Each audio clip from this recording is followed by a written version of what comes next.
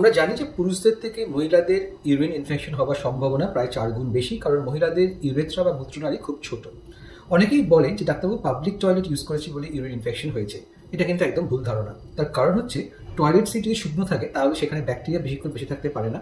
আর number 2, আপনি যখন toilet সিটে বসছেন আপনার থাইয়ের চামড়া অথবা পাছার চামড়াটা টয়লেট সিটের কন্ট্যাক্টে আসছে, সেখান দিয়ে কিন্তু কোনো ইনফেকশন আপনার শরীরে ঢুকবে না।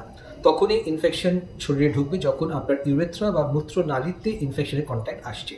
আর একটা কথা, যখন পাবলিক টয়লেটে আপনি প্রস্রাব করা বা স্টুল পাস করার পর নিজেকে পরিষ্কার করছেন, সবসময় ফ্রন্ট টু ব্যাক করা উচিত, যাতে আপনার ইউরেথ্রার সাথে কোনো রকম ইনফেকশনের কন্ট্যাক্ট না আসে।